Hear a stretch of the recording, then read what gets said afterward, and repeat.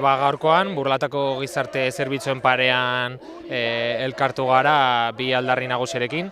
Alde batetik salatu nahi dugu bi egun barru, ostegun honetan Burlatako familia bat etxegabetuko dutela eta instituzioek ez dutela kalitatezko inolako alternatibarik eskaintzen eta beraz, hiru adingabe dituen familia bat kale gorrian geratu daitekela.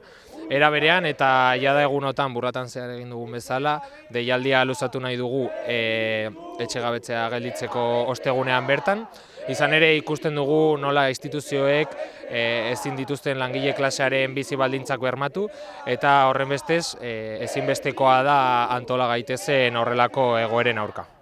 Etxegabetzei aurre egin, hagamos frente a todos los desahucios. Etxegabetzeak gelditu, hagamos frente a todos los desahucios. Pase lo que pase, unidad de clase. Etxegabetzeak gelditu. Eta horren adibide argia da nola saldu duten moratoria etxegabetze guztiak eteteko neurri moduan eta kasu honetan emakume hau eta familia hau naiz eta egoera zaurgarrian dagoen, ze emakumea genero indarkeriaren biktima da, ez den sartzen moratoria neurriaren barruan eta orduan bide horretatik ezin den etxegabetze hau eten. Beraz, ostegunean urtarrilaren 30ean goizeko 9etan elkartuko gara Basilo Armendariz kaleko 6ean eta elkarretaratze bat egingo dugu honen aurrean protesta egiteko.